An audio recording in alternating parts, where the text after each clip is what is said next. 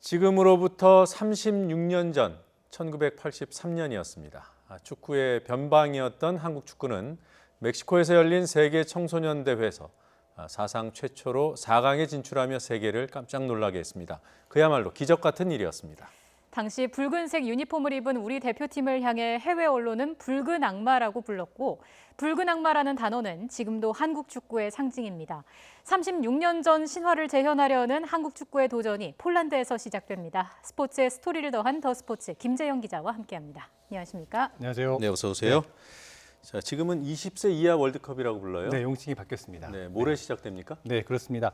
올해로 이제 22번째 대회고요. 정확하게 이제 개막전은 우리 시각으로 내일 이제 새벽에 시작을 하고 우리 경기가 이제 토요일 날 밤에 있게 됐는데요. 폴란드에는 6개 도시에서 이제 개최가 되고요. 말씀드린 것처럼 25일 밤 10시 30분에 우리가 이제 포르투갈과 조별리그 첫 경기를 치르게 됩니다. 네. 이번 대회 우리나라 이제 슬로건이 이제 그 대회 참가할 때마다 대표팀의 슬로건 구호를 정하거든요. 네. 어게인 1983이에요. 아까 그래요? 말씀하신 것처럼 1983년 4강 신화의 재현을 다시 이루겠다라는 게 우리 대표팀의 목표인데 네. 뭐 말씀하신 것처럼 사실 이 1983년이 굉장히 상징적인 사건인 게 당시 이전까지 한국 축구가 어떤 세계 축구사에서 뭔가 발자취를 남긴 적이 없었거든요. 네. 그렇기 때문에 이 4강이라는 이 성적 자체가 청소년 대회이긴 했습니다만 네. 세계 축구사에 굉장히 의미 있는 대회였기 때문에 그 의미 있는 성적을 다시 한번 이루겠다라는 거고, 공교롭게 그 이후에 우리가 한일 월드컵 4강을 제외하면 월드컵 대회에서 남자 대회는 4강에 올라간 적이 한 번도 없어요, 여태까지. 네. 그렇기 때문에 선수들이 굉장히 지금 각오를 많이 다지고 있고요. 근데 문제는 우리가 지금 속한 조가 만만치 않습니다. 예. 뭐 사실상 이번 대회 최고의 죽음의 조다라고 해도 네. 과언이 아닌 상황인데요. 일단 최다 우승국인데 6번 우승한 아르헨티나가 우리가 같은 조에 있고요. 그리고 2차례 우승한 포르투갈도 우리와 한 조에 있고, 그나마 아프리카의 남아프리카 공화국이 우리와는 가장 해볼 만한, 우리가 1승 정도 1승 상대로 삼을 만한 상대라고 할 수 있을 것 같고요. 네. 이러다 보니까 토너먼트 올라가는 것보다 조별리그가 더 오히려 힘들 것이다라는 지금 예상이 나올 정도로, 그러니까 조별리그만 통과하면 오히려 토너먼트는 상대적으로 조금 더 수월할 수 있다. 그 얘기를 제가 하려고 했는데. 아, 그러셨군요. 앵커도 좀 말할 기회를 주시죠. 네, 알겠습니다. 좀 상대 팀들에 대해서 좀 자세히 짚어주시죠. 아, 그렇습니다. 먼저 포르투갈이 가장 힘든 상대가 되지 않을까 싶은데요. 지금 네. 나오고 있는데요. 1차전 포르투갈이 이제 25일 10시 30분에 열리는데요. 역대 전적에서 우리가 3무 5패 열세고요. 이 선수들이 2018 작년도 유럽 선수권 우승 황금 세대이고 17세도 우승을 한 세대예요. 네. 이전에 포르투갈이 이제 피고를 필두로 해서 황금 세대가 있었는데 황금 세대의 제일입니다라는 표현이 나올 정도로 지금 포르투갈의 전력이 굉장히 좋고, 우리가 지난 대회 2년 전 국내에서 열렸던 대회 16강에서도 우리가 포르투갈에 졌습니다. 그러면서 16강에서 탈락을 했던 아픈 경험이 있고요. 예. 2차전이 이제 29일 새벽 3시 30분 남아프리카 공화국인데, 현실적으로는 우리가 가장 1승 상대로 적합한 팀이라고 할 수 있고, 네. 아프리카 3위로 본선에 올랐고요. 뭐 실력보다는 조금 운이 따른 팀이고, 아프리카 선수들이 예전에는 이제 빅리그로 진출하기 위해서 이제 20세 이하에서 굉장히 많이 활약을 했습니다만 네.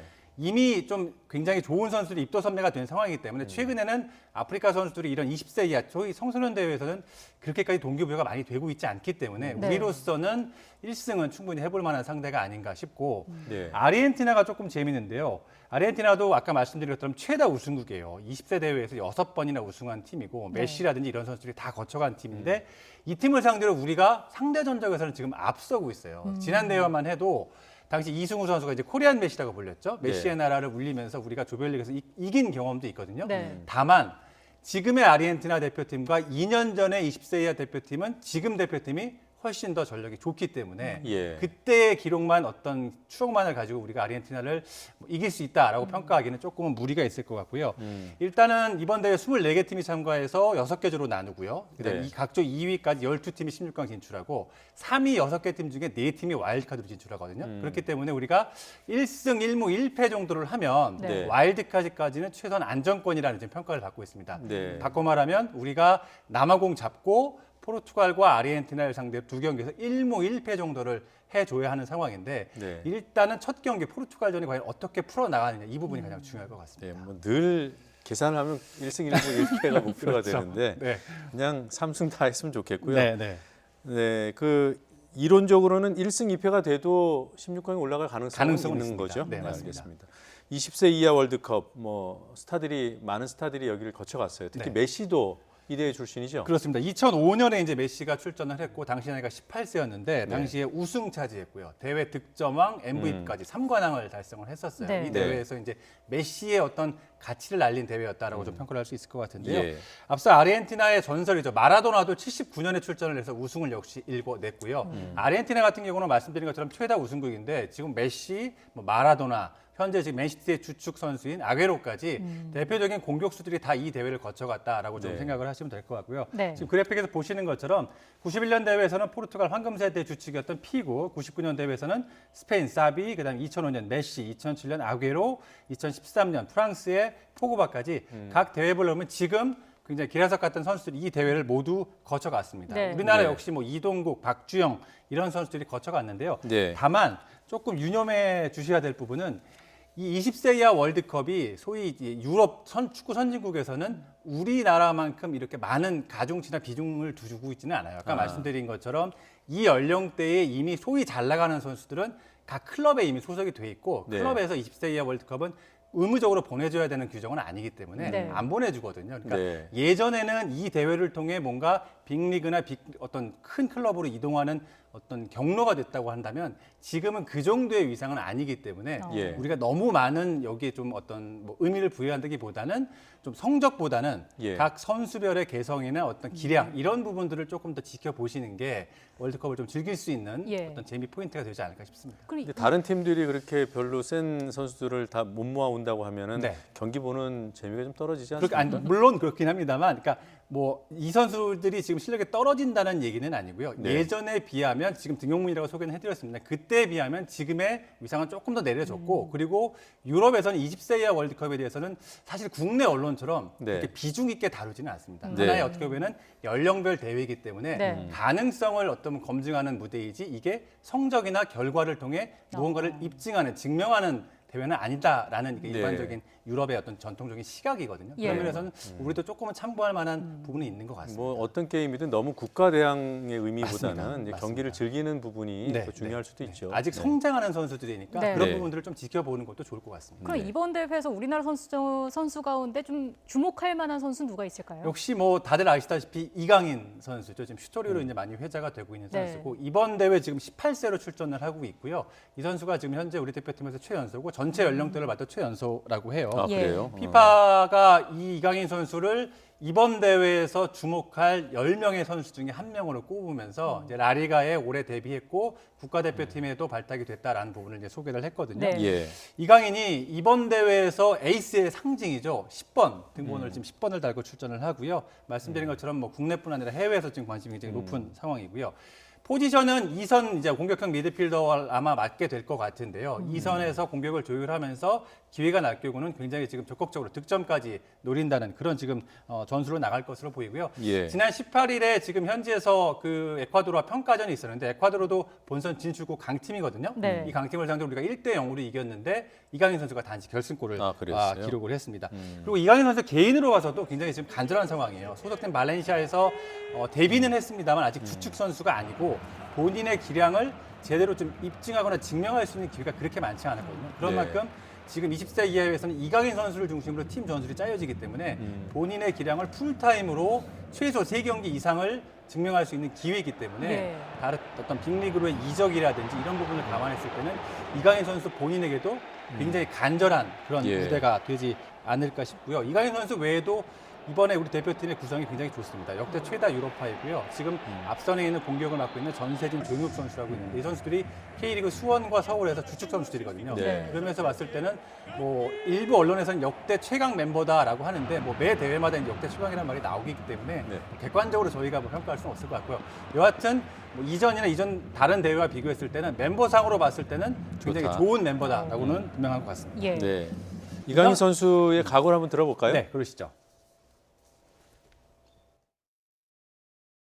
저희 목표가 우승이니까 예선은 그렇게 3승을 하거나 뭐 2승 1승을 하거나 그런 거는 뭐 따로 그렇게 중요한 게 아닌 것 같아요.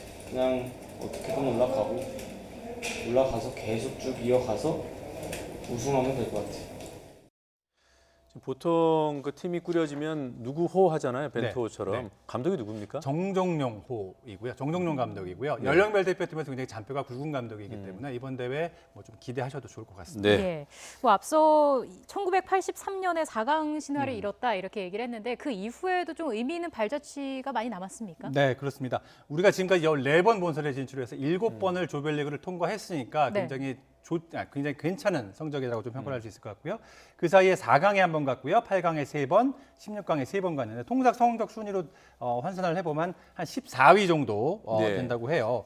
아마 지금 이 연령 나이대가 40대 중반 이후에 계신 분들은 83년 대회를 기억을 하실 거예요. 당시 화면을 좀 준비를 했는데요.